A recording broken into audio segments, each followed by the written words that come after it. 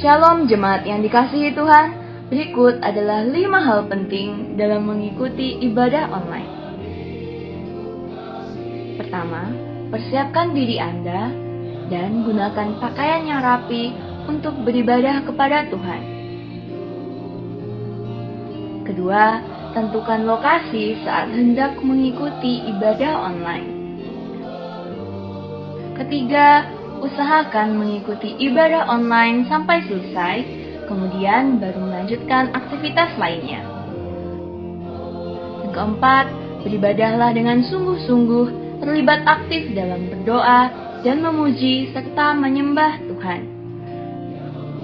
Dan yang terakhir, catatlah firman Tuhan yang disampaikan sehingga dapat dibaca kembali agar mudah diingat dan dipraktekkan dalam kehidupan sehari-hari. Mari kita persiapkan diri kita untuk masuk dalam hadirat Tuhan. Selamat beribadah, Tuhan Yesus Kristus memberkati.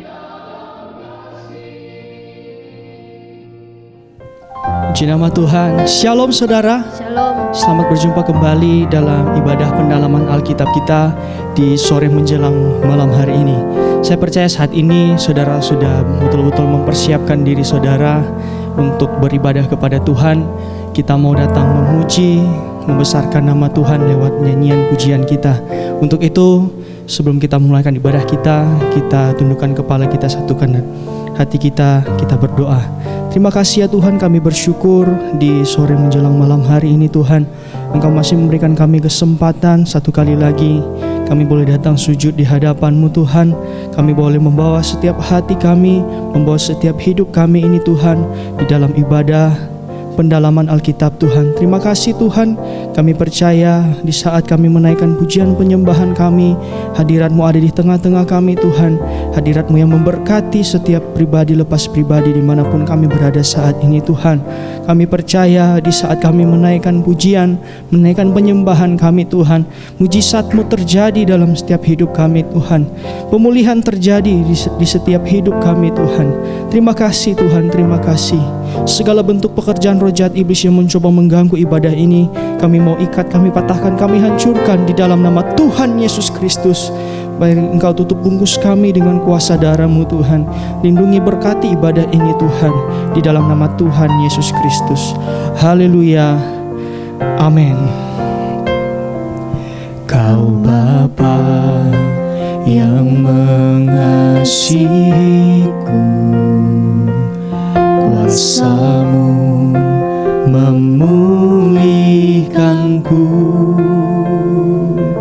hati yang baru Kau berikan untukku dapat melihat rencana-Mu indah bagiku. Kau ada di setiap jalanku. Hatiku haus dan lapar akan Engkau. Kaulah segalanya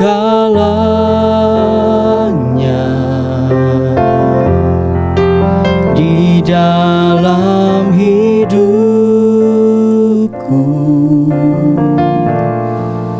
Kerajaan-Mu, kebenaran-Mu, itu bagianku.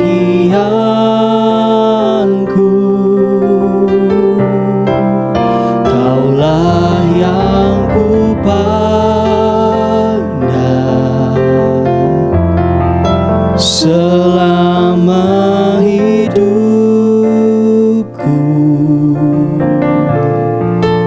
Mengasihi-Mu, memuliakan-Mu, Bapa dan Rajaku.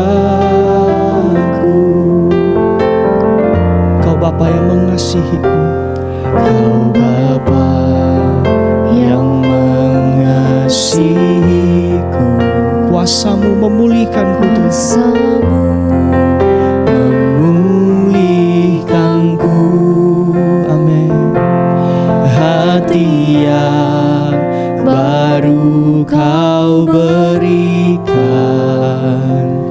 untukku dapat melihat rencanamu indah bagiku.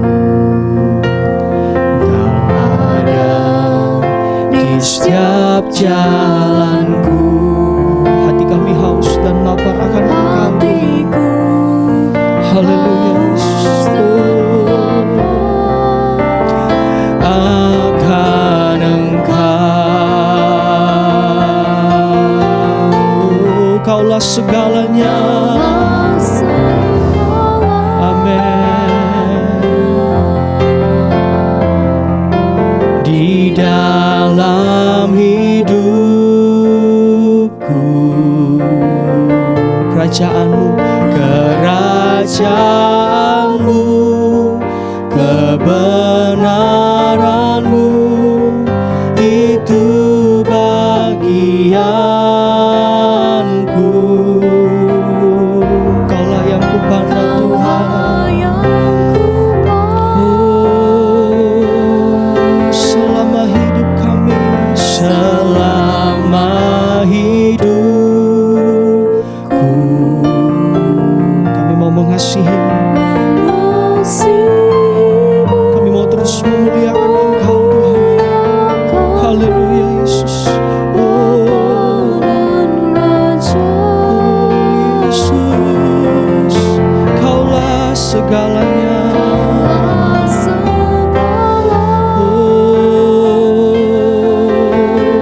Terima kasih Tuhan. Amin. Kerajaanmu, kebenaranmu itu bagianku. Kaulah yang kupandang Tuhan. Amin. Selama hidupku mengasihi-Mu,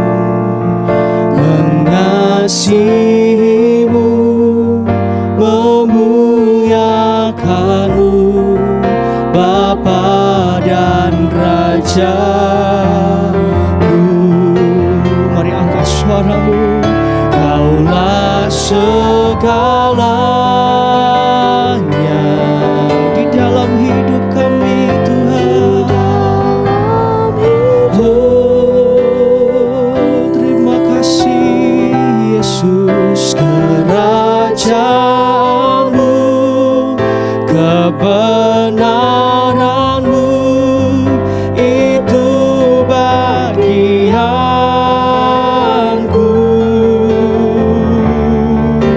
Kaulah yang kupandang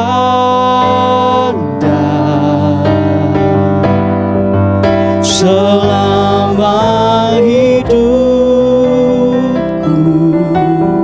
Mengasihi-Mu, mengasihi-Mu, memuliakan-Mu, Bapa dan Raja-Ku.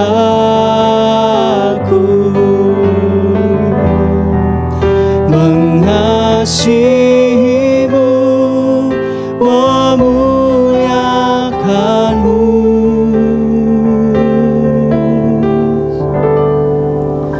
Bapa dan Raja-Ku.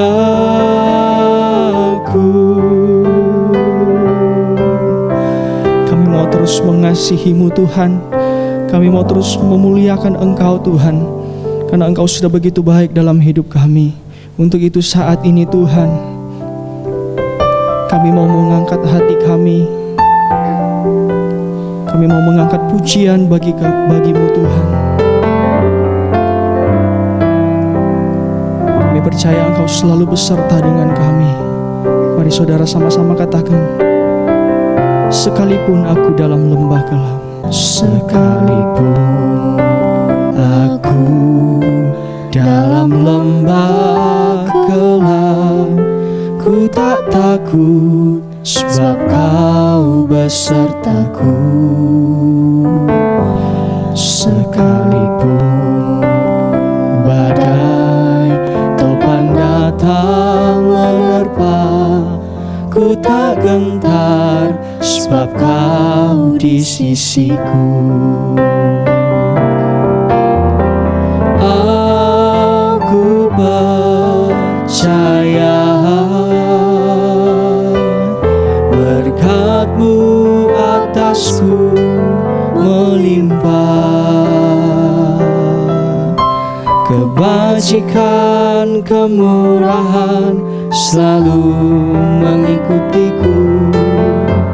Ku puji, ku sembah Kau Tuhan. Mari sambil kita mempersiapkan hidup kita di hadapan Tuhan, kita angkat pujian ini. Aku dalam lembah gelap, ku tak takut, sebab Kau besertaku. Sekalipun badai topan datang menerpa, ku tak gentar, sebab Kau di sisiku. Aku percaya Tuhan, aku percaya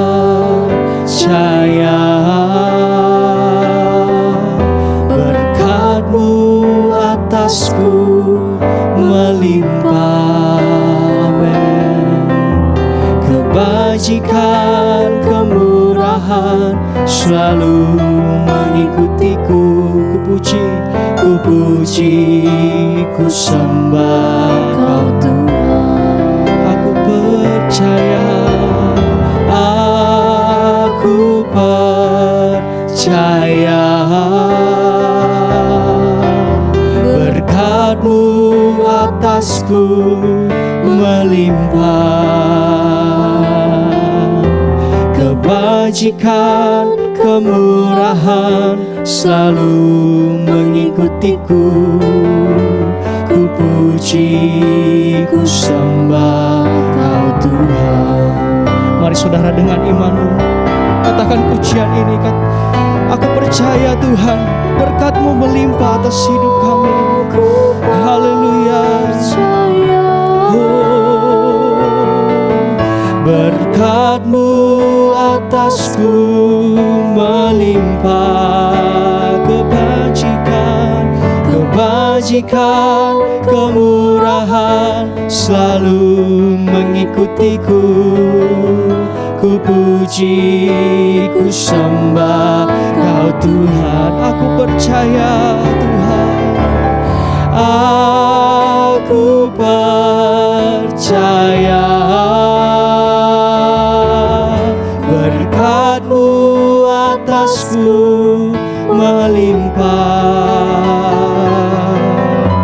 kebajikan, kemurahan selalu mengikutiku. Ku puji, ku sembah Kau Tuhan. Ku puji, ku sembah Kau Yesus.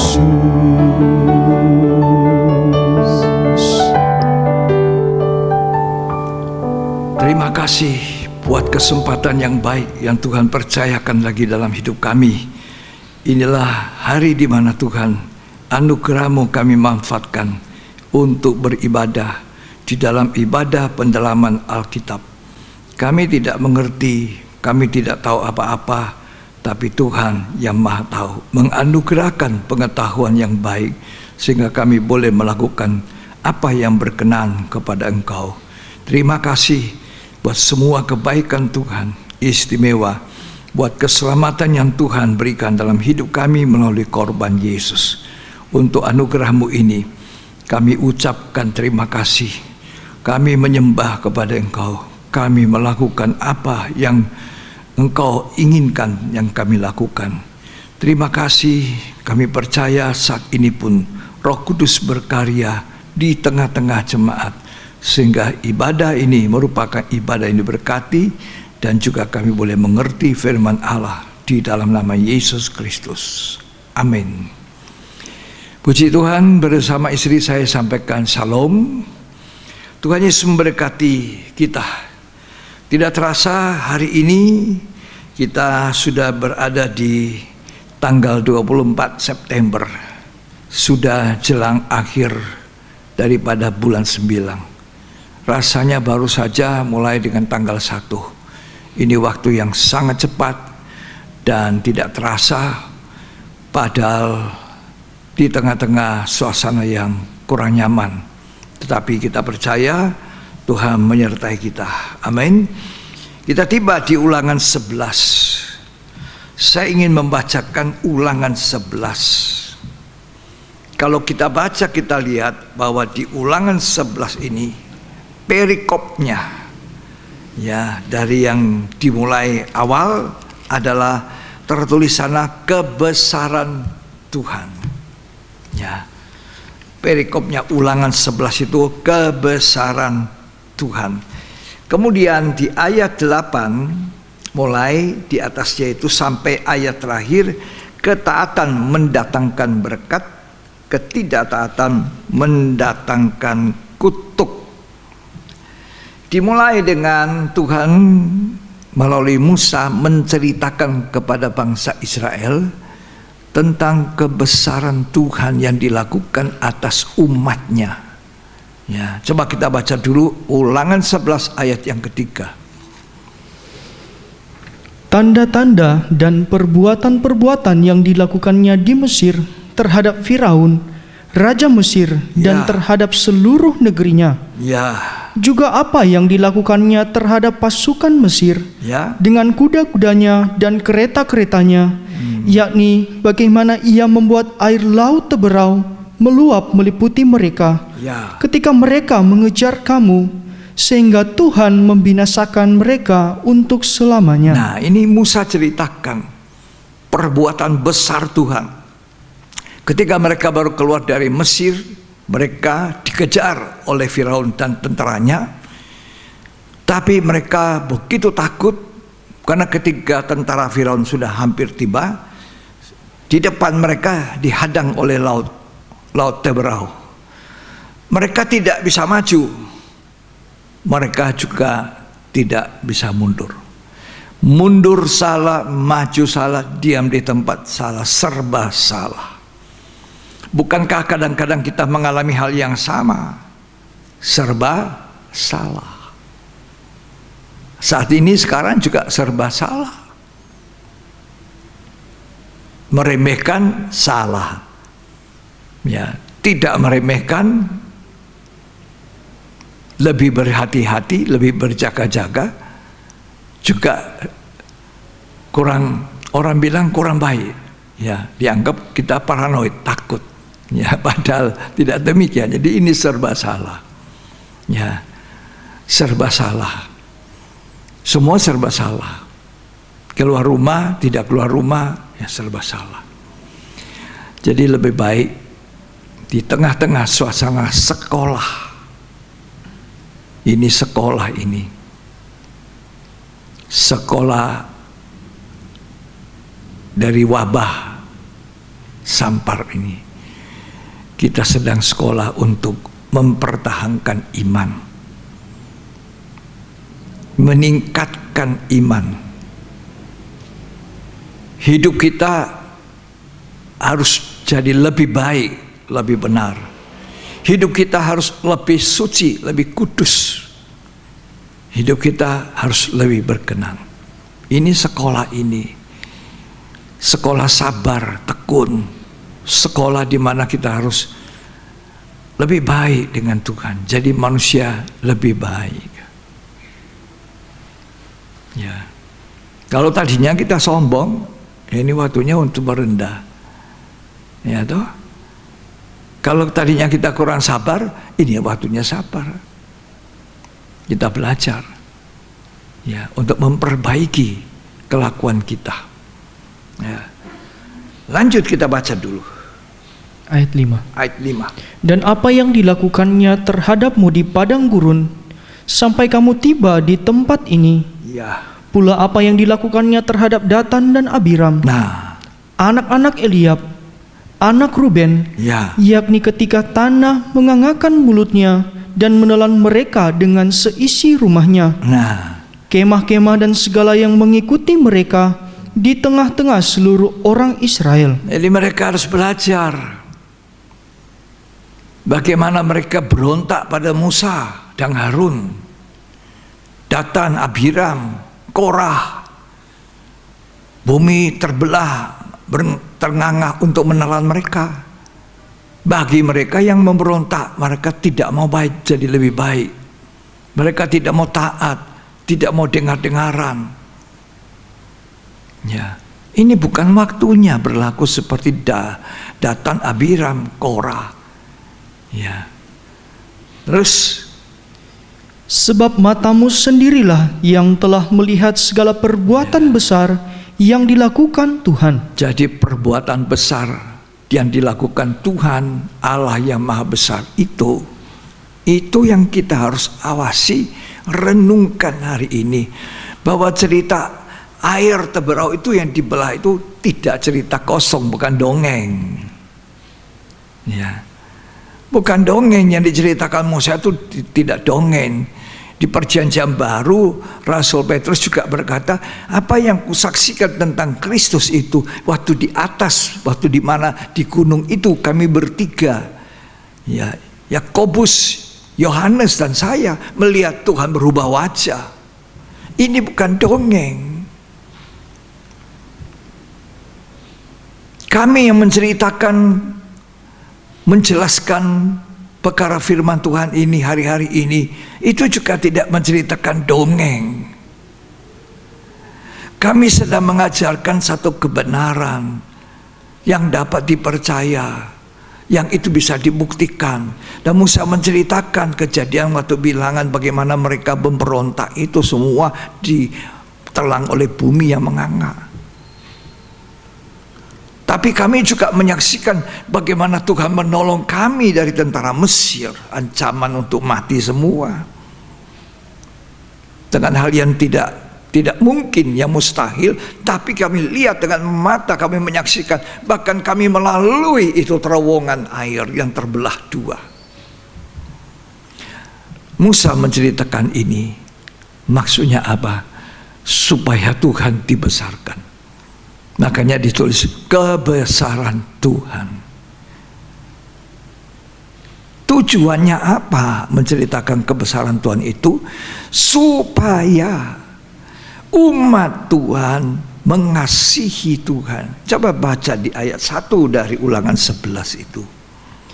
Haruslah engkau mengasihi Tuhan Allahmu, Ya, dan melakukan dengan setia kewajibanmu terhadap Dia, iya. dengan senantiasa berpegang pada segala ketetapannya, peraturannya dan perintahnya. Itu yang disuruh Tuhan melalui Musa, supaya kamu harus mengasihi Tuhan Allahmu, ya, dan menjalankan kewajibanmu. Apa itu terhadap Tuhan? Ketaatan. Makanya di atas ayat 8 perikopnya itu apa? Tolong dibaca.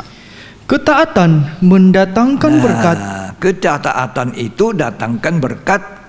Sebaliknya ketidaktaatan mendatangkan apa? Kutuk. Apakah Tuhan kita suka mengutuk? Tidak. Tuhan yang kita puja, sembah, Allah yang Maha Besar itu senangnya memberkati kita. Dia terlalu senang memberkati umat manusia, bangsa Israel, umat Tuhan, warga kerajaan sorga, orang yang mendapat kemurahan untuk masuk bilangan yang disebut orang-orang yang diselamatkan. Hanya Tuhan bilang melalui Musa, supaya kita haruslah mengasihi Tuhan dan melakukan segala perintah-perintahnya. Kalau kita baca di Ulangan 10 ayat 20 dan 21, tolong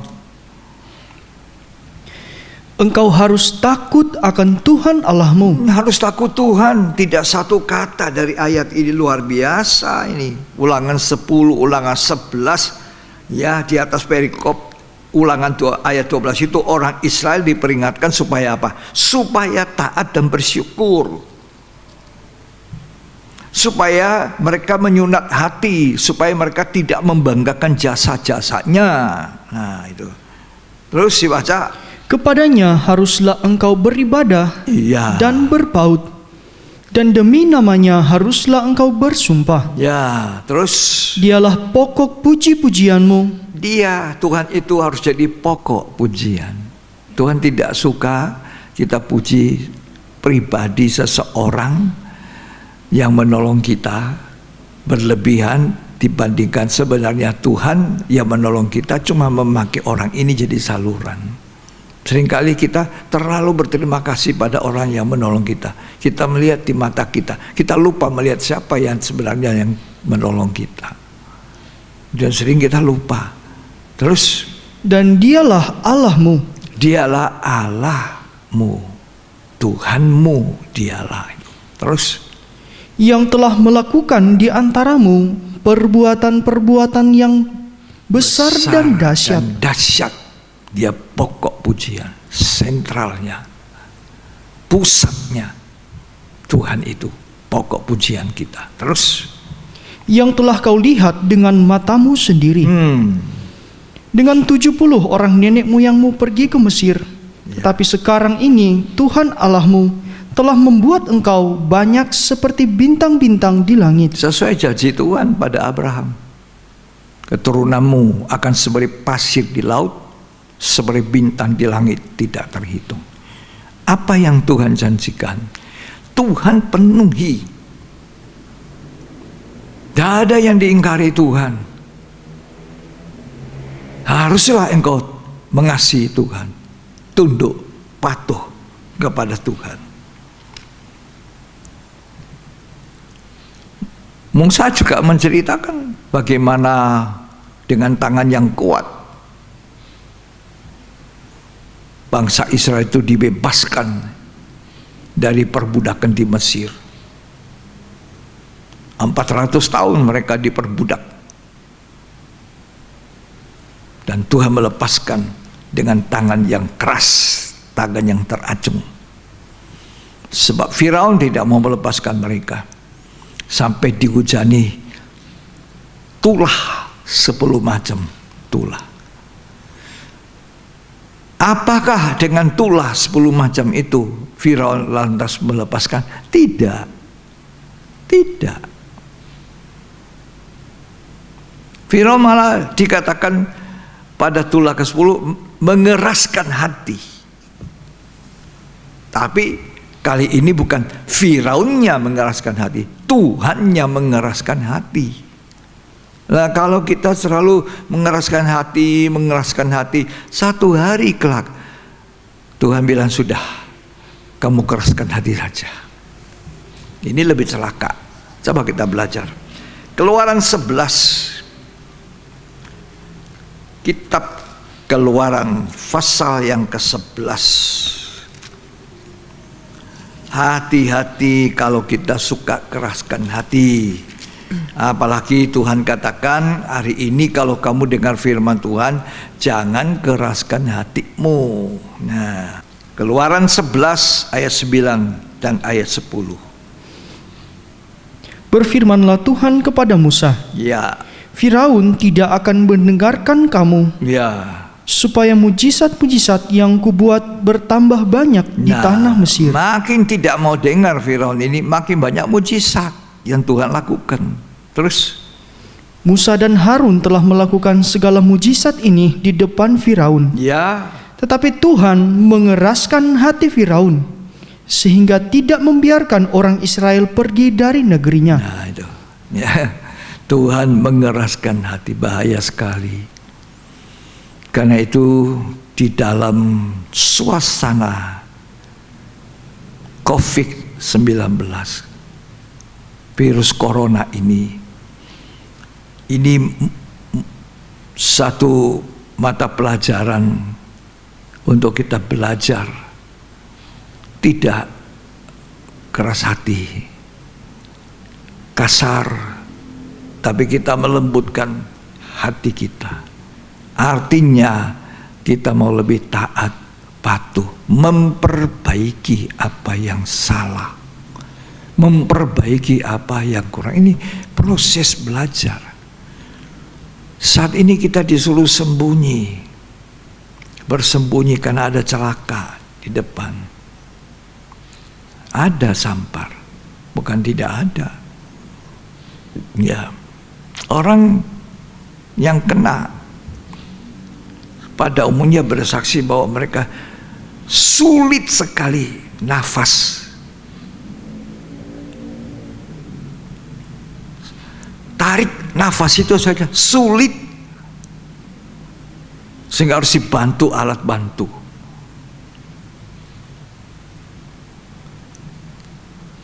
Kemurahan Tuhan, anugerah Tuhan, kita boleh menikmati napas yang longgar.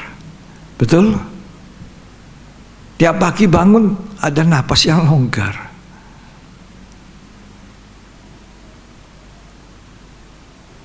Napas ini pun bukan kita bisa bayar. Ini napas gratis yang harus kita ucapkan terima kasih, syukuri Tuhan, pujian, penyembahan kepada Allah yang Maha Besar. Dipakailah nafas itu untuk sesuatu yang baik. Berubahlah. Itu yang Tuhan minta. Taatlah, berubahlah, sunatlah hatimu.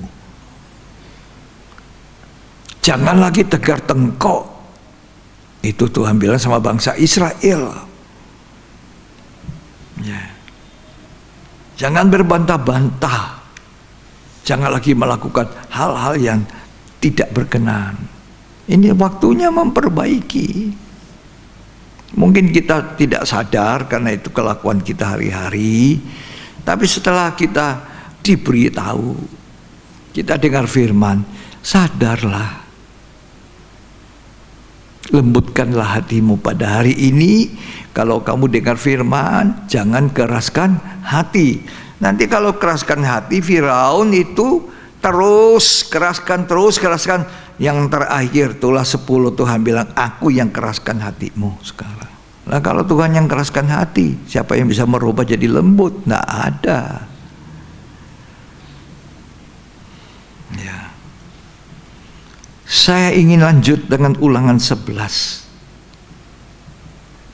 di ayat 22 dan ayat 23. Mari kita baca. Sebab jika kamu sungguh-sungguh berpegang pada perintah yang kusampaikan kepadamu untuk dilakukan, dengan mengasihi Tuhan Allahmu, dengan hidup menurut segala jalan yang ditunjukkannya, dan dengan berpaut padanya, maka Tuhan akan menghalau segala bangsa ini dari hadapanmu, sehingga kamu menduduki daerah bangsa-bangsa yang lebih besar dan lebih kuat daripadamu. Tapi syaratnya Tuhan bilang apabila kamu mengasihi Tuhan, ya toh, berpaut kepada perintah-perintahnya, ya. Terus setiap tempat yang diinjak oleh telapak kakimu, kamulah yang akan memilikinya. Ya. Terus mulai dari padang gurun sampai gunung Libanon, dan dari sungai itu, yakni sungai Efrat, sampai laut sebelah barat, akan menjadi daerahmu. Itu janji Tuhan bagi orang yang mengasihi, takut kepada Tuhan.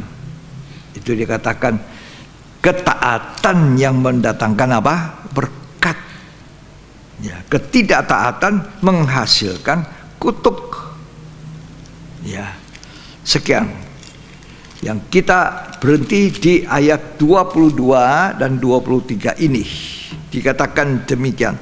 Sebab jika kamu sungguh-sungguh berpegang kepada perintah Tuhan kusampaikan untuk dilakukan dan mengasihi Tuhan Allahmu, hidup menurut segala jalan, ya, dan berpaut kepadanya, maka Tuhan menghalau segala bangsa ini dari hadapanmu, sehingga kamu menduduki daerah bangsa-bangsa yang lebih besar dan lebih kuat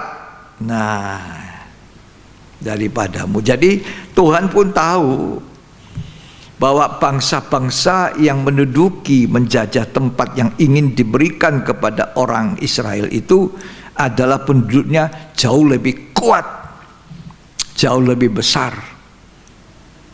lebih tangguh daripada bangsa Israel sendiri. Kita perhatikan kata jauh lebih besar, jauh lebih kuat. Ya. Jadi bangsa Israel menghadapi musuh jauh lebih besar dan jauh lebih kuat. Tapi tidak percuma di Ulangan 11 itu perikopnya di atas kebesaran Tuhan. Dengan mengalahkan dan menduduki negeri yang Tuhan janjikan pada bangsa Israel, Tuhan mau menyatakan dirinya bahwa dialah yang besar, maha besar. Siapa yang menghalau musuh yang besar itu? Siapa yang menghalau? Bangsa Israel? Tidak. Coba tolong baca ayat 23 lagi. Maka Tuhan akan menghalau segala bangsa ini dari hadapanmu. Ya, siapa yang menghalau? Tuhan. Tuhan. Tidak bisa bangga-bangga kita. Siapa yang menolong kita? Siapa yang melindungi kita hari-hari ini? Jangan bilang aku kuat kok, aku sehat kok. Nah, ada orang kuat, tidak ada orang sehat sekarang. Kalau sehat dan kuat, puji Tuhan, terima kasih. Tuhan yang memberi saya kekuatan, kesehatan. Amin. Berapa banyak orang kuat tumbang? Gelar akademisi bukan jaminan, tumbang. Betul. Di masa ini kita belajar bahwa hanya Tuhan yang maha besar, Tuhan yang melindungi kita, Tuhan yang berbuat sesuatu belas kasih kepada kita. Bangsa Israel diingatkan, Tuhan menghalau itu musuh yang lebih kuat, lebih dahsyat, lebih besar. Supaya bangsa Israel belajar mengasihi Tuhan, taat kepada Tuhan, takut kepada Tuhan. Demikian juga kita. Inilah kesempatan belajar, memperbaiki yang kurang baik. Jangan berbicara terlalu sombong, besar. Aku mau ini, mau itu, mau ini, mau itu. Jika Tuhan mengizinkan.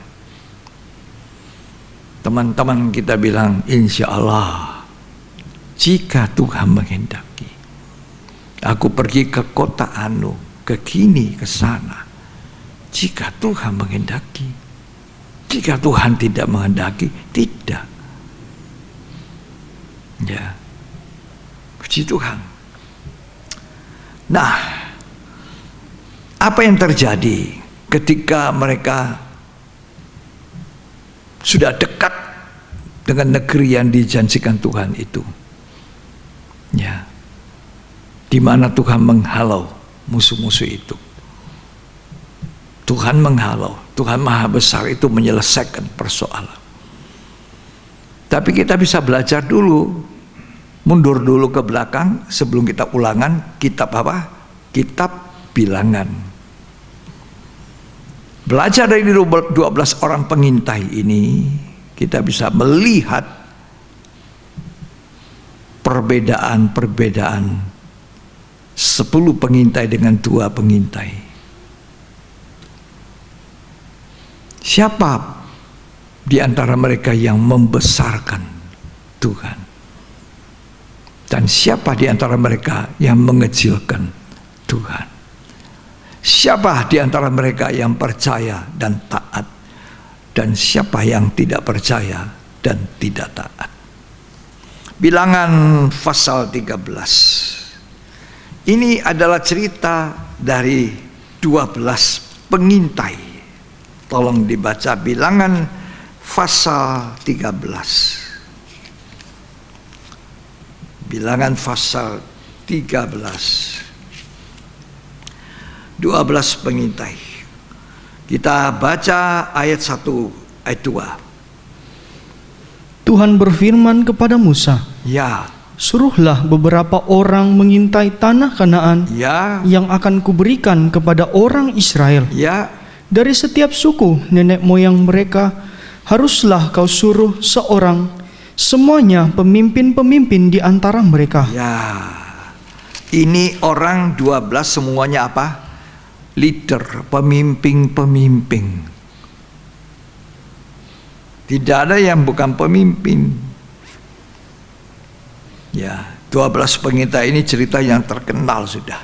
Kita lompat aja Bilangan 14 atau Bilangan 13 tetap, tapi di ayat yang ke 25 lebih dahulu.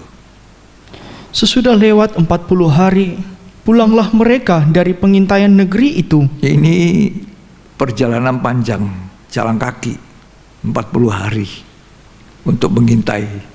40 hari itu loh. 40 kali 24 jam. Berapa jam tuh? 800-an jam. Itu perjalanan jarak mungkin Jakarta ke Surabaya. Luar biasa. Ya, kira-kira begitu. Ya, berapa kilo Jakarta Surabaya? Ini jalan kaki ini. Ya. Terus Dan langsung datang kepada Musa, ya, Harun dan segenap umat Israel di Kades, nah, di padang gurun Paran. Mereka membawa pulang kabar kepada keduanya dan kepada segenap umat itu, ya, dan memperlihatkan kepada sekaliannya hasil negeri itu. ya, Mereka menceritakan kepadanya, kami sudah masuk ke negeri kemana kau suruh kami, ya. dan memang negeri itu berlimpah-limpah susu dan madunya. Oh, memang faktanya seperti itu. Banyak susu, madu, hasilnya luar biasa negeri itu. Ya, terus.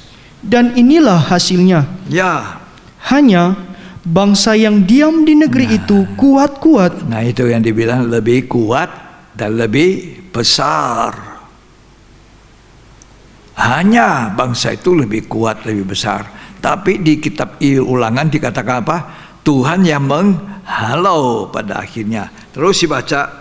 dan kota-kotanya berkubu dan sangat besar. Ya, Juga keturunan Enak telah kami lihat di sana. ya, terus. Orang Amalek diam di tanah Negeb, orang Het, orang Yebus, dan orang Amori diam di pegunungan. Terus. Orang Kanaan diam di sepanjang laut dan sepanjang tepi sungai Yordan. Ya, Kemudian Kaleb mencoba menenteramkan hati bangsa itu di hadapan Musa, katanya, tidak, kita akan maju dan menduduki negeri itu, Ya. sebab kita pasti akan mengalahkannya. nah jadi dari 12 pengintai, 2 pengintai punya pandangan yang berbeda. Yang 10 melihat raksasa, yang 2 juga melihat raksasa. Satu keadaan yang sama, tapi dengan sikap pandangan yang berbeda. Ayat 31. Tetapi orang-orang yang pergi ke sana bersama-sama dengan dia berkata, Ya, kita tidak dapat maju menyerang bangsa itu, ada 10 orang bilang kita tidak bisa maju. Nggak bisa. Terus, karena mereka lebih kuat daripada kita. ya, Juga mereka menyampaikan kepada orang Israel kabar busuk tentang negeri yang diintai mereka, ya, dengan berkata, negeri yang telah kami lalui untuk diintai adalah suatu negeri yang memakan penduduknya. wow, tambah ngeri nih. Kita dimakan kalau raksasa-raksasa itu santap sama kita ini. Terus, Dan semua orang yang kami lihat di sana adalah orang-orang yang tinggi-tinggi perawakannya. Juga kami lihat di sana orang-orang raksasa. Ini memposisikan dirinya apa? Coba terus dibaca. Dan kami lihat diri kami seperti belalang. Seperti belalang. Raksasa sama belalang. Terus, Dan demikian juga mereka terhadap kami. ya, Bilangan 14 ayat yang ke-1-2. Lalu segenap umat itu mengeluarkan suara nyaring, dan bangsa itu menangis pada malam itu. Ya, Bersungut-sungutlah semua orang Israel kepada Musa dan Harun. ya. Dan segenap umat itu berkata kepada mereka, "Ah, kiranya kami mati di tanah Mesir Ya. atau di padang gurun ini." Coba, ini sifatnya bangsa Israel. Lebih baik mati di Mesir. Padahal di Mesir mereka yang berseru-seru kepada Tuhan. Dan Tuhan menaruh belas kasihan. Sekarang mereka menemui kesulitan seperti itu. Sudah dekat negeri itu. Sudah hampir sampai. Ini kita sekarang berada di dekat Tuhan datang. Tuhan Yesus segera datang pada kali kedua. Dekat. Kita ada di mil-mil terakhir. Kita dituntut untuk mengasihi Tuhan. Berpaut kepada perintah-perintahnya. Taat kepada Tuhan. Takut kepada Tuhan. Memuliakan Tuhan yang Maha Besar. Dan justru di mil-mil terakhir datangnya Tuhan ini. Ini semua seizin Tuhan. Ada penyakit sampar ini, wabah corona ini. Sekolah. Semua kita sedang sekolah. Saya sudah kurang lebih 5-6 bulan. Tidak kemana-mana, stay home. Nggak diproses itu. Biasanya kita kesana kemari mau menikmati jalan-jalan, mau menikmati belanja, mau menikmati makan, mau beribadah sebebasnya. Sekarang tidak. Proses apa? Ketekunan. Proses apa? Sabar. Saya selalu berkata kepada jemaat yang saya kasihi dalam Tuhan, inilah proses kita langsung dengan Tuhan bertanggung jawab. Tidak ada gembala dengan mata kasar ini mengawasi Anda. Mata Tuhan yang mengawasi kehidupanmu. Nyata penghakiman dimulai dari rumah Allah sendiri. Lah apa yang kita buat, apa yang kita alami hari-hari ini? Apakah kita lebih baik? Apakah tabiat kita ada perubahan karakter kita yang buruk itu? Ya. Kenyataannya, faktanya korban banyak akibat sampar ini, nggak memandang bulu. Tapi justru di tengah-tengah situasi ini kita bersembunyi. Ini keseizin Tuhan, bersembunyi, diproses untuk menjadi lebih baik.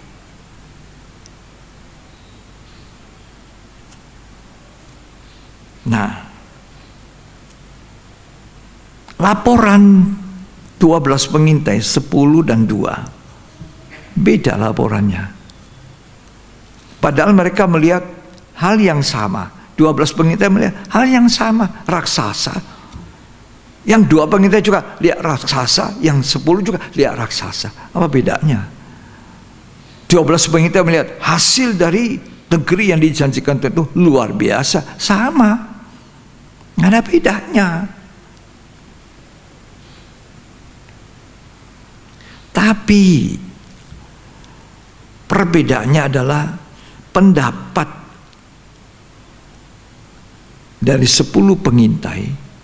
Mereka memposisikan dirinya, memosisikan diri sangat kecil dibanding dengan raksasa. Belalang, kita ditelan. Ini cerita Musa kepada mereka selama ini, pemimpin-pemimpin ini yang 10 ini, ada manfaatnya atau tidak?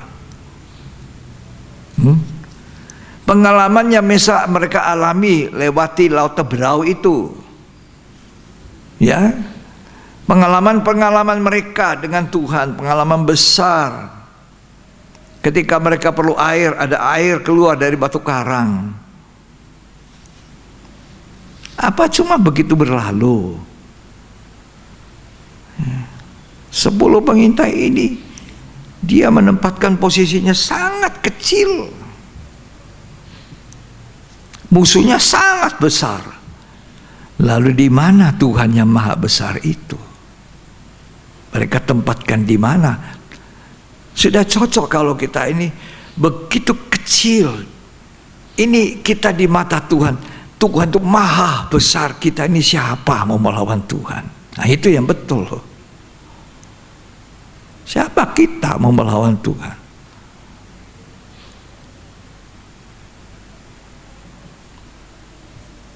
Malah seringkali orang percaya itu melihat setan itu jauh lebih besar. Padahal Tuhan dengan iblis, nggak ada apa-apanya iblis itu di mata Tuhan.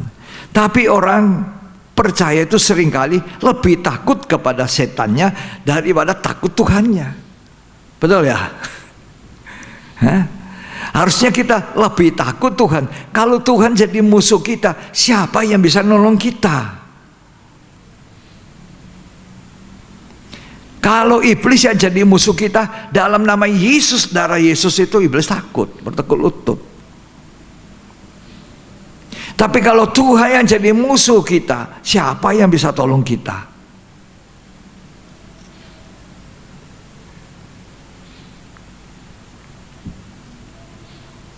Jadi mereka menempatkan, meremehkan Tuhan. Ini 10 pengintai. Padahal apa yang dilihat sama saja, tidak ada bedanya. Tapi apa kata Kaleb? Apa kata Yosua? Coba kita baca ya. Nah ini perbedaannya. Bilangan pasal 14, kan mereka sudah memberontak ini ya kepada Tuhan. Mereka memberontakkan orang umat Israel katanya. Ya. Coba mereka salahkan Tuhan. Ayat 3, tolong dibaca lagi. Mengapakah Tuhan membawa kami ke negeri ini, ya, supaya kami tewas oleh pedang, supaya tewas oleh pedang, dan istri serta anak-anak kami menjadi tawanan? Ya. Bukankah lebih baik kami pulang ke Mesir? Pulang ke Mesir lebih baik. Terus? Dan mereka berkata seorang kepada yang lain, baiklah kita mengangkat seorang pemimpin, lalu pulang ke Mesir. Berontak juga sama Musa. Musa diangkat oleh Tuhan. Mereka berontak sama Musa, artinya berontak sama Tuhan. Betul ya? Nah, mau mengangkat seorang pemimpin. Ayat yang ke-6. Tetapi Yosua bin Nun dan Kaleb bin Yefuneh, ya, yang termasuk orang-orang yang telah mengintai negeri itu, ya, mengoyakkan pakaiannya dan berkata kepada segenap umat Israel, ya, negeri yang kami lalui untuk diintai itu adalah luar biasa baiknya. Luar biasa baiknya itu. Terus, jika Tuhan berkenan kepada kita, nah, jika Tuhan menghendaki. Seringkali kita ini, aku mau ke sana, aku mau ke sini, aku mau ke, seakan-akan kita ini mau menentukan jalan hidup kita. Kenapa kita tidak berkata jika Tuhan berkenan? Apalagi hari-hari ini, hari-hari sangat prihatin. Ya toh? Jika Tuhan berkenan, aku mau ke sana, aku mau ke sini, aku mau merencanakan ini, mau merencanakan itu. Jika Tuhan berkenan. Terus, maka Ia akan membawa kita masuk ke negeri itu, ya, dan akan memberikannya kepada kita, suatu negeri yang berlimpah-limpah susu dan madunya. Ayat 9. Hanya janganlah memberontak kepada Tuhan, Ya, dan janganlah takut kepada bangsa negeri itu, jangan berontak. Terus. sebab mereka akan kita telan habis. Nah, ini bedanya kan dua pengintai ini. Terus. Yang melindungi mereka sudah meninggalkan mereka, Ya, sedang Tuhan menyertai kita. ini Tuhan yang Maha Besar menyertai kita. Saya sangat percaya sampai hari ini, di tengah-tengah persembunyian kita, di tengah-tengah proses, kita merasakan Tuhan begitu dekat. Ya, setiap kali kita menyembah Tuhan, berdoa, Tuhan begitu dekat. Tuhan menyertai kita. Terus, Janganlah takut kepada mereka. ya, ayat 11. Tuhan berfirman kepada Musa, berapa lama lagi bangsa ini menista aku, Iya. dan berapa lama lagi mereka tidak mau percaya kepadaku, sekalipun sudah ada segala tanda mujizat Ya. yang kulakukan di tengah-tengah Tidak mereka. melihat pertolongan Tuhan masa lampau, masa Tuhan berubah. Tidak. Tuhan itu tidak berubah dulu. Tuhannya mereka, menolong mereka. Tuhan yang itu yang kita puja sembah itu sama Tuhan kita sekarang. Malah kita lebih jelas karena Tuhan yang samar-samar bagi mereka, sehingga mereka itu mau melihat apa? Allah yang nyata, bikin apa? Anak lembu emas. Nah, Tuhan kita yang nyata, Allah yang pernah menjadi manusia, berwujud manusia. Allah di dalam Yesus Kristus itu Allah yang sangat jelas. Kemarin saya doa sama putra dan cucu saya. Saya bilang, bagi kami keluarga, sekeluarga, bagi keluargaku, Allah kami adalah Allah di dalam Tuhan Yesus Kristus, Tuhan yang Maha Besar. Nah, ada yang kita andalkan. Apa bedanya, letaknya di mana ini yang 10 pengintai dengan 2 pengintai? Mata mereka melihat raksasa sama. Ya, mata mereka melihat sama-sama negeri yang luar biasa, ya toh? Nah, tapi bedanya 10 itu meletakkan diri terlalu kecil, tidak bisa menang, kalah. Yang 1, yang 2 itu bilang, enggak, memang raksasa tapi kita kalahkan. Ini apa yang membedakan? Sikap apa ini? Sikap imannya. Ini yang membedakan 10 dengan 2 ini, imannya.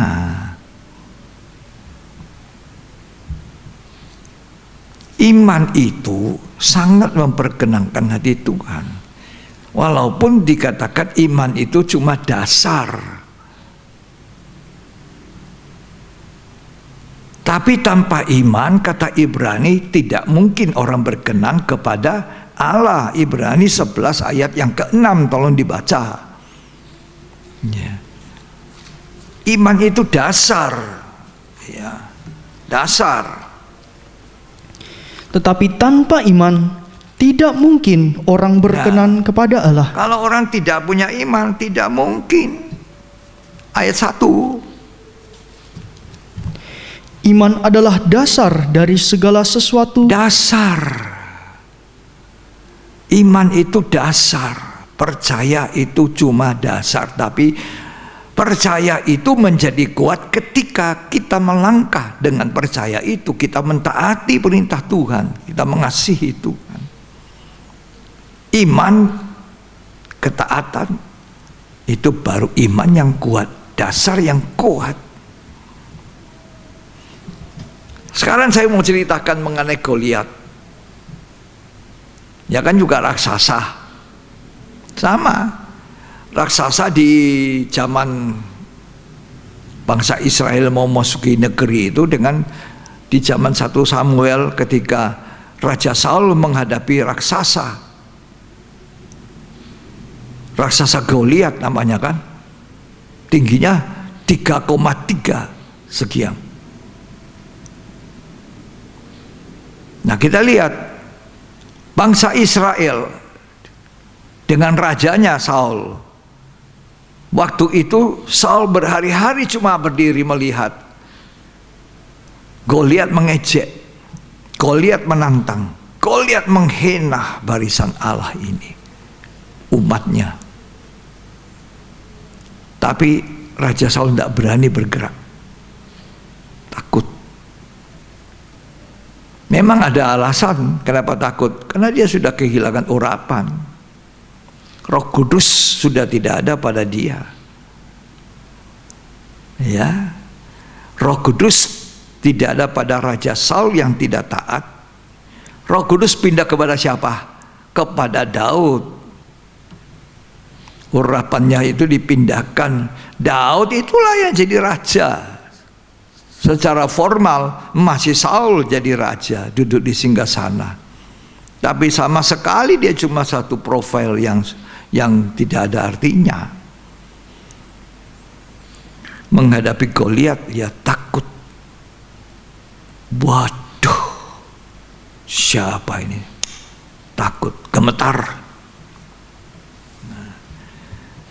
Datang Daud.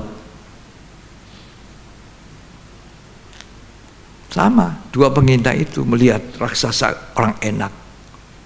Siapa orang yang menghina barisan Allah ini, kata Daud. Aku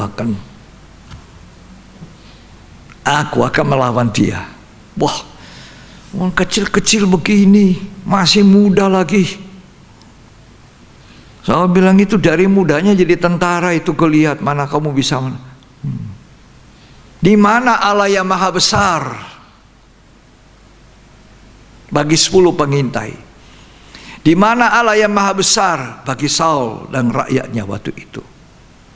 Mereka tidak punya itu. Kita punya Allah yang besar. Kalau tidak salah ada nyanyian itu ya. Ku punya Allah yang besar. Ku punya Allah yang besar.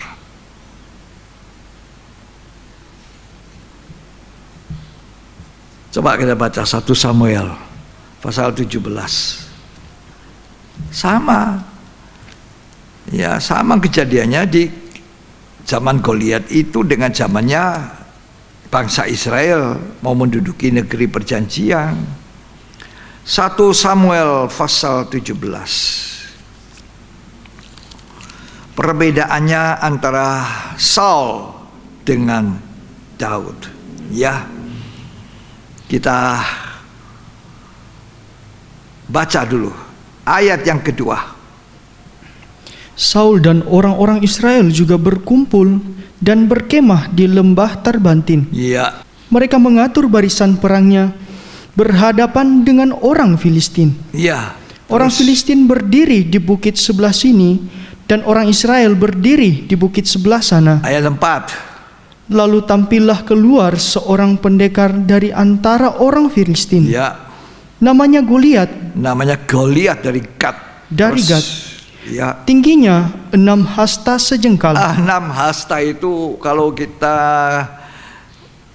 hitung-hitungan itu kurang lebih 3 meter lebih, 3 meter 3 sekian. Karena 1 jengkal itu sama dengan setengah hasta, kurang lebih 25-30 cm.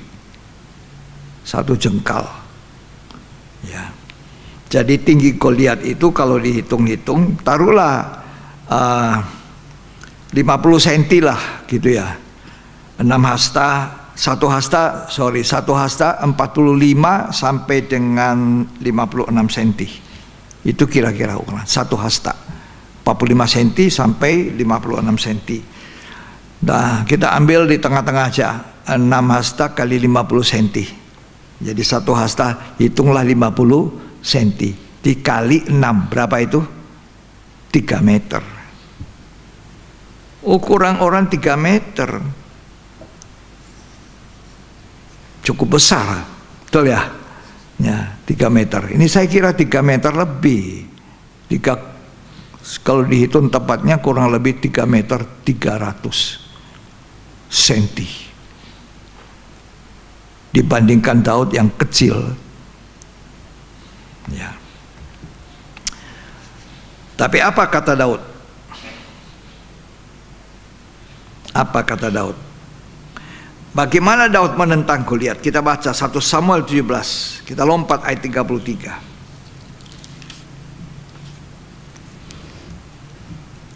Tetapi Saul berkata kepada Daud, "Tidak mungkin engkau dapat menghadapi orang Filistin itu." Tidak mungkin. Tidak mungkin. Terus? Untuk melawan dia, Ya. sebab engkau masih muda, sedang dia sejak dari masa mudanya telah menjadi prajurit. Ya, ayat 34. Tetapi Daud berkata kepada Saul, Ya. "Hambamu ini biasa menggembalakan kambing domba Ini ayahnya." gembala. Cuma 2-3 ekor. Gembala kecil, kan gembala gede, gembala besar, tidak. Terus? Apabila datang singa atau beruang yang menerkam seekor domba dari kawanannya, Ya. maka aku mengejarnya, menghajarnya, dan melepaskan domba itu dari mulutnya. Jadi pandangan Daud beda dengan pandangan Saul. Pandangan 10 pengintai menempatkan posisinya kecil, ya, dengan orang enak, sedang 2 pengintai tidak. Sama ini Daud. Terus?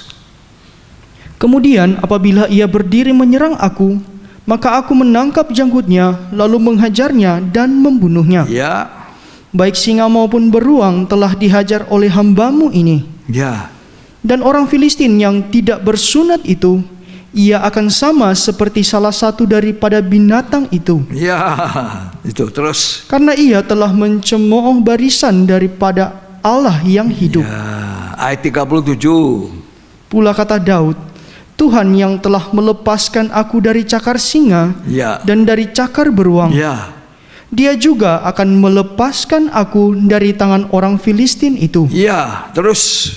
Kata Saul kepada Daud, "Pergilah, Tuhan menyertai engkau." Nah, di sini besar hatinya, besar imannya. Tuhan menyertai. Aku akan menghadapi orang Filistin itu. Ayat 38, ini yang lucu. Lalu Saul mengenakan baju perangnya kepada Ya. Daud. Ya.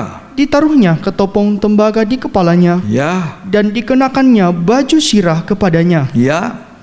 Lalu Daud mengikatkan pedangnya di luar baju perangnya. Ya. Kemudian ia berikhtiar berjalan, sebab belum pernah dicobanya. Terus. Maka berkatalah Daud kepada Saul, "Aku tidak dapat berjalan dengan memakai ini, Ya. sebab belum pernah aku mencobanya." Ya. Terus. Kemudian ia menanggalkannya. Nah, ditanggalkan. Itu pakaian juga tidak cocok bagi Daud. Baju sirah.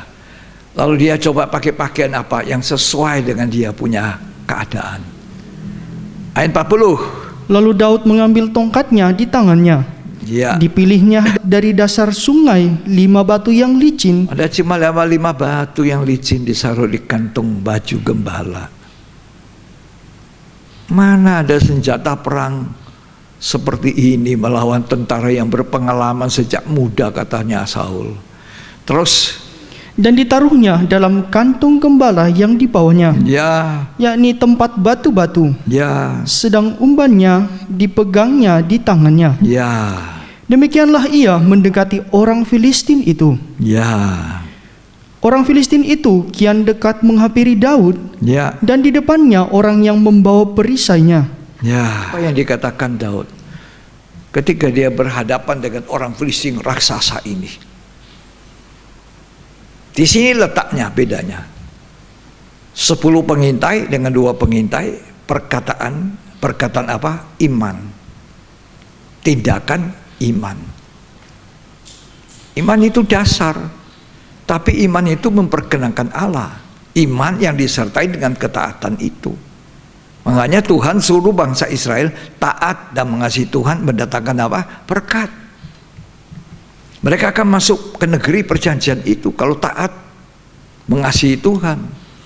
Coba kita baca ayat 45. Tetapi Daud berkata kepada orang Filistin itu, Engkau mendatangi aku dengan pedang dan tombak dan lembing. Di sinilah letak rahasianya. Tetapi aku Ya, mendatangi engkau dengan nama Tuhan semesta alam, ya. Terus, Allah segala barisan Israel yang kau tantang itu. ya. Hari ini juga Baca Tuhan. baik-baik. Tuhan menyerahkan engkau.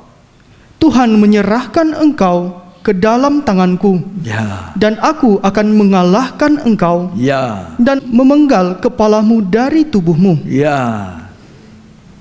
Hari ini juga aku akan memberikan mayatmu dan mayat tentara orang Filistin kepada burung-burung di udara. Ayat 47. Dan supaya segenap jemaah ini tahu bahwa Tuhan menyelamatkan bukan dengan pedang dan bukan dengan lembing. Sebab Di tangan Tuhanlah pertempuran, dan Ia pun menyerahkan kamu ke dalam tangan kami. Daud ini menempatkan Tuhan yang maha besar di depan semua persoalan, semua musuh-musuh, semua peperangan. Demikian juga Kaleb dan Yosua. Ya, memposisikan, ya, atau terjemahnya memosisikan dirinya. Lebih tepat, Tuhan yang berperang, Tuhan yang menolong.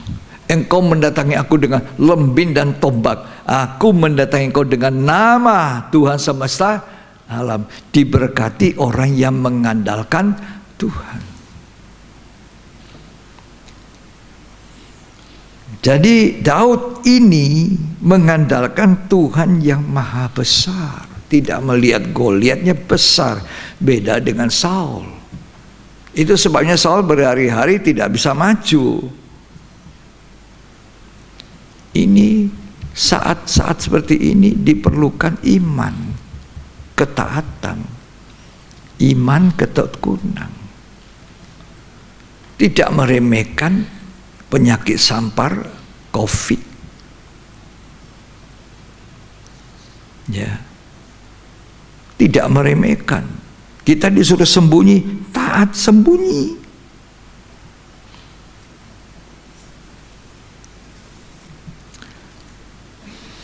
Sekarang ini banyak orang berharap berupaya, ya, untuk sesuatu yang besar dimilikinya sebagai modal. Bukankah sekarang manusia sedang mencari vaksin? Kata orang sudah ada vaksin. Lain pendapat, lembaga penelitian yang lain mengatakan justru berbahaya orang diberi vaksin ini, COVID. Yang mana betul?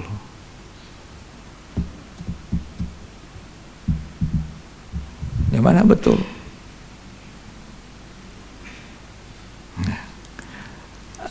Ada orang mengandalkan sampai masa-masa begini masih mau mengandalkan gelar akademisi yang hebat. Apakah gelar akademisi menolong? Tumbang. Tumbang. Betul ya? Ini fakta.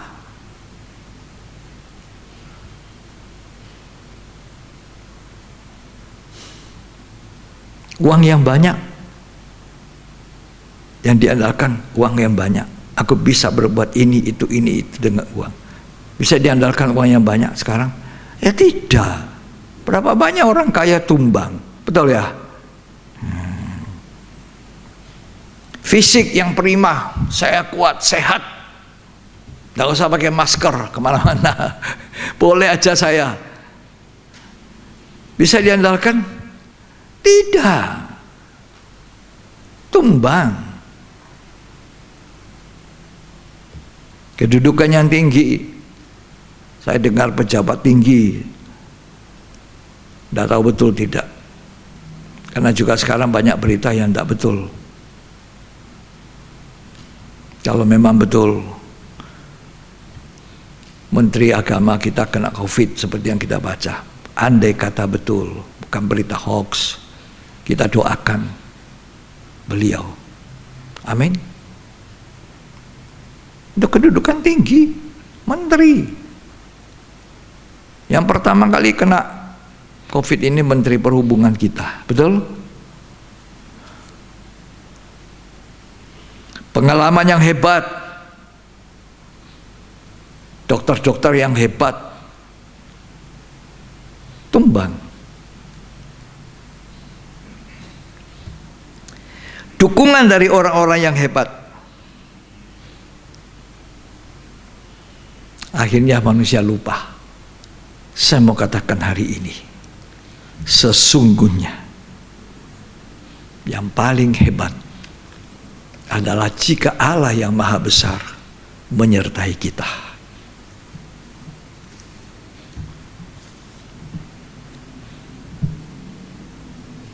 Begitu yang Daud katakan, engkau mendatangi aku dengan lembing dan pedang, aku mendatangi kau dengan nama Tuhan semesta. Ini sekarang ini waktunya sekolah kita, belajar. Duduk di dalam sekolah sabar, tekun. Proses ini membuat kita seperti yang saya ulangi beberapa waktu lalu. Penghakiman dimulai dari rumah Allah, di mana kita sedang memeriksa diri kita untuk berubah dari tabiat-tabiat buruk kita. Dari keadaan yang mungkin selalu tidak berkenan kepada Tuhan, kita mencoba, Tuhan saya ingin berkenan kepadamu. Kalau dulu saya kurang takut, kurang segan sama Tuhan, sekarang aku mau sungguh-sungguh takut Tuhan. Kalau dulu saya tidak mengasihi Tuhan, sekarang saya mau mengasihi Tuhan. Rendahkan hati. Ini proses ini yang kita sedang alami sekolah ini sekarang, memperbaiki keadaan hidup kita.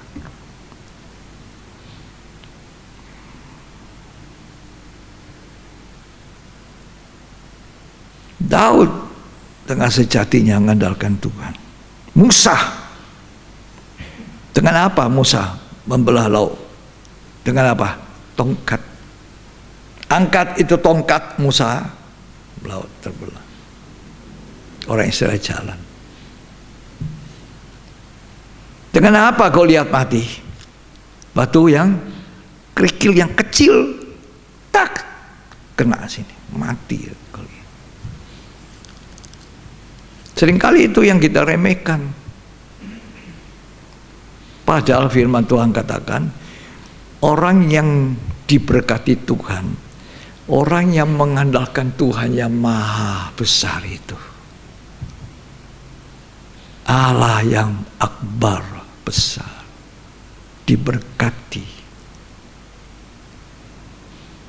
Kalau kita berencanakan ingin melakukan sesuatu, jika Tuhan menghendaki, amin, tidak mendahului Tuhan.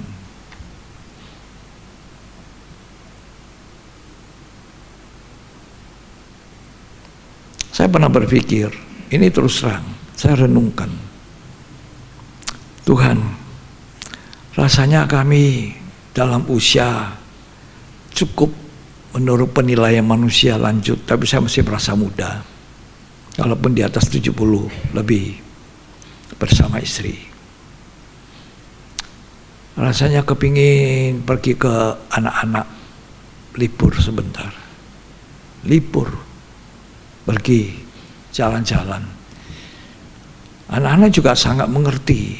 Jadi hampir setiap hari mereka video call. Jadi sambung cucu yang satu yang ada di sana dengan anak. Kami cerita, anak-anak lebih tahu menguatkan istri saya, menghibur istri saya. Tapi tanggung jawab yang Tuhan empangkan ke dalam pundak saya sebagai seorang gembala tidak meninggalkan semangat. Itu yang ada di hati kami. Kalau untuk berangkat, cobalah terjang. Naik pesawat, tiba istirahat. Lalu siapa yang akan melayani? Melayani jemaat yang walaupun tidak kumpul di dalam gedung. Siapa yang layani? Ya. Nah, inilah rasa tanggung jawab seorang gembala di tengah-tengah pelayanannya, tidak ditinggalkan. Tuhan harus jadi number 1, nomor 1 di hidup kita. Bukan rencana saya, bukan kesenangan saya. Walaupun ini proses sembunyi, kita tidak makin gemuk, tidak makin besar. Banyakan orang makin besar, saya tidak. Menurun timbangan saya. Tidak mengeluh saya, tidak. Tapi saya ingin memberikan Anda contoh bahwa selama masa-masa proses belajar ini, tetap kita nomor satukan Tuhan. Tanggung jawab kita, pelayanan kita. Cuma Dia yang bisa diandalkan. Kebesaran Tuhan selama-lamanya. Allah yang maha besar. Allah yang kita kenal dan kita panggil di dalam Tuhan Yesus Kristus. Allah yang melindungi kita. Allah yang menyertai kita dalam proses belajar ini. Tekuni dengan baik. Perbaiki langkah hidup yang salah. Inilah kesempatan memperbaiki diri, introspeksi diri, lebih rendah hati, lebih baik, lebih berharap pada Tuhan. Tadi saya sudah katakan, gelar akademisi, profesor, doktor, segala macam sudah gagal, nggak bisa diandalkan. Teman-teman saya tumbang, meninggal, COVID. Gelarnya profesor,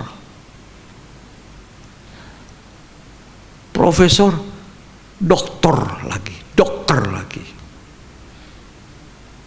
Suami istri, masih untung istrinya masih hidup. Tumbang.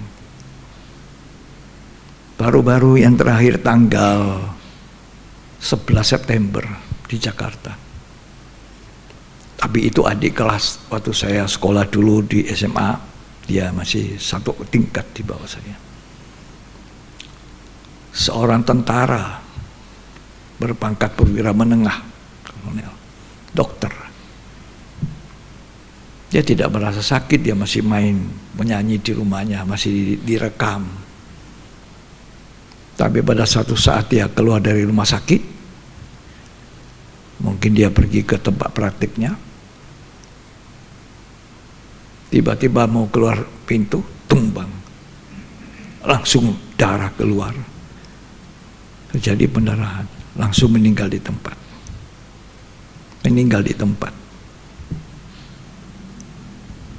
Ceritakan ini bukan karena saya senang, tidak. Saya mau ceritakan. Manusia, debu dan tanah. Tumbang. Tidak sempat melihat istrinya di pintu keluar rumah sakit, plak, mati. Ditulari oleh pasien. Dia menulari istrinya. Istrinya sekarang dalam masa mengurung. Gelar akademisi tumbang. Orang kaya, bankir yang terkenal kaya. Tumbang, betul ya?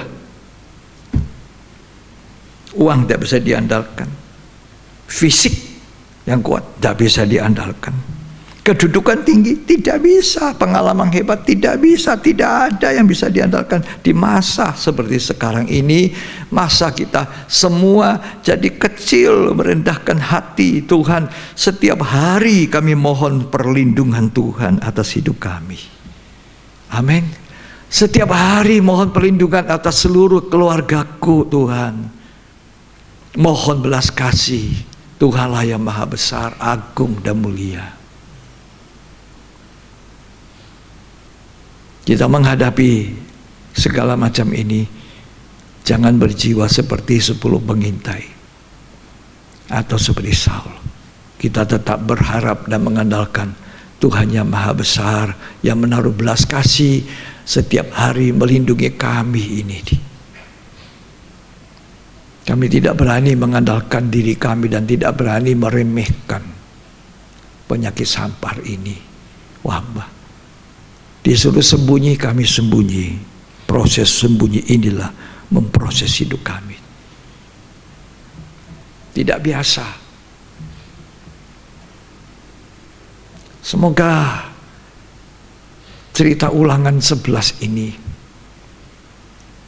tentang bangsa Israel, cerita Goliat, Daud, dan Saul, 10 pengintai, 2 pengintai, menjadikan kita mata pelajaran yang baik. Kita mesti belajar mengasihi Tuhan, taat kepada perintah-perintahnya. Itu yang Tuhan mau. Dan dikatakan ketaatan mendatangkan berkat, ketidaktaatan mendatangkan apa? Kutuk. Tuhan Yesus memberkati kita. Mari kita akan menyembah Tuhan, berdoa, bersyukur kepada Tuhan yang maha besar itu, ya, maha kuat, dahsyat, Tuhan yang ajaib, Tuhan yang mulia. Tuhan, Kaulah pengharapanku. Tuhan, Kaulah pengharapanku. Ku percaya hanya kepadamu, Yesus Allah perlindunganku. Engkau yang selalu ku puji. Amin. Mulutku penuh dengan pujian kepadamu, ya Yesus Tuhan. Sepanjang hari ku beri penghormatan kepadamu, ya Allahku.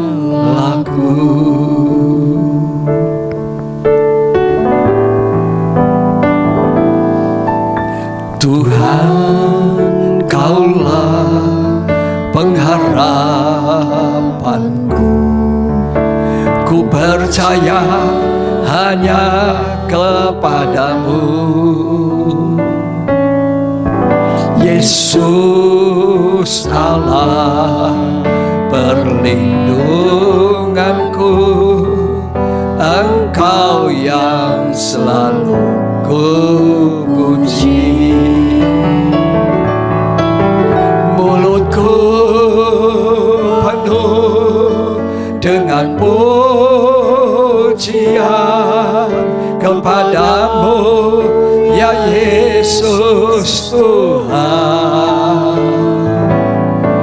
Sepanjang hari ku beri penghormatan kepadamu, ya Allahku. Mulutku penuh dengan pujian, mulutku penuh dengan pujian kepadamu, ya Yesus Tuhan. Sepanjang hari ku beri penghormatan kepadamu, ya Allahku.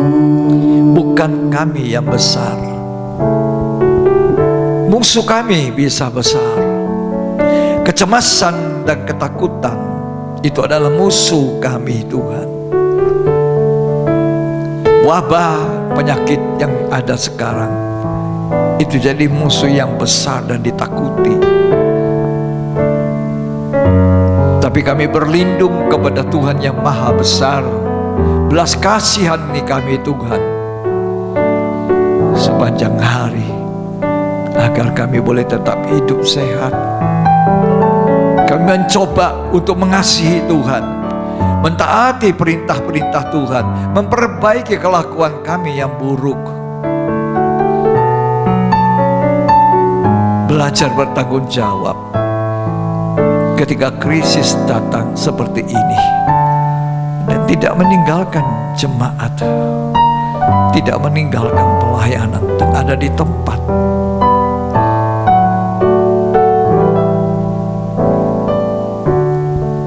Tuhan kita besar. Tuhan itu harap kita. Kita bisa berharap kepada Dia. Tuhan Maha Besar. Tuhan pelihara kami. Tuhan kuatkan kami. Mulutku penuh dengan pujian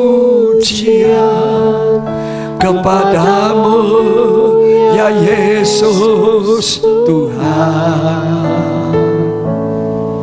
Sepanjang hari ku beri penghormatan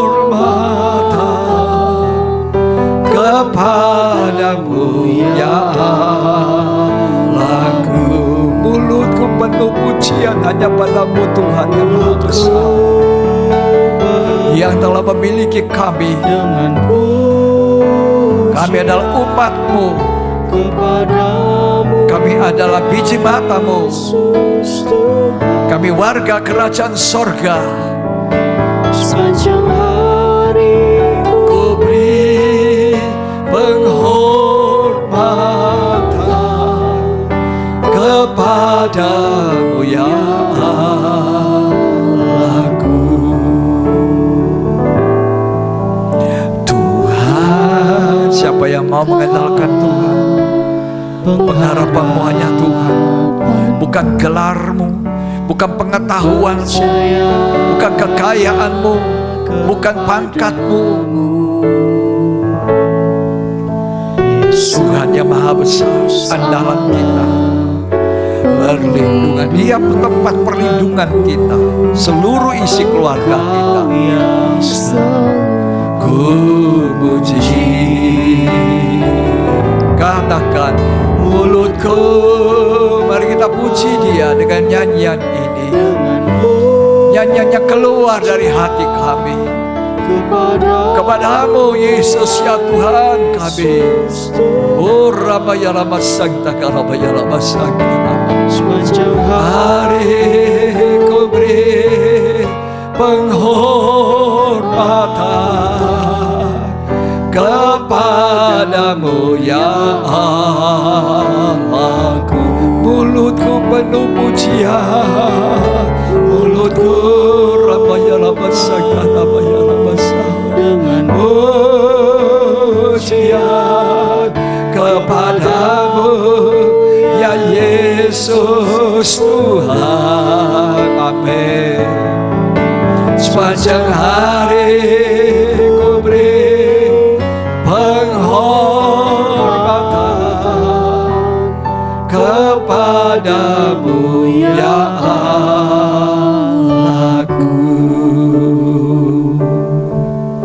Kepadamu, ya Allahku.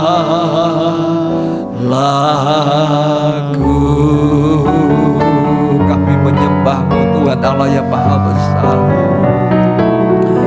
Kami tidak meremehkan, mengecilkan situasi keadaan ini. Justru kami memasukkan diri kami kepada Engkau Allah, jadi tempat perlindungan, sumber keselamatan kami. Kami tidak mengandalkan kemampuan, kekuatan, gelar akademisi kami, kekuatan, kemampuan, kekayaan kami. Kami mau belajar dari Daud, mengandalkan Tuhan, nama Tuhan. Engkau mendatangi aku dengan tombak dan lembing, aku mendatangi Engkau dengan nama Tuhan semesta alam.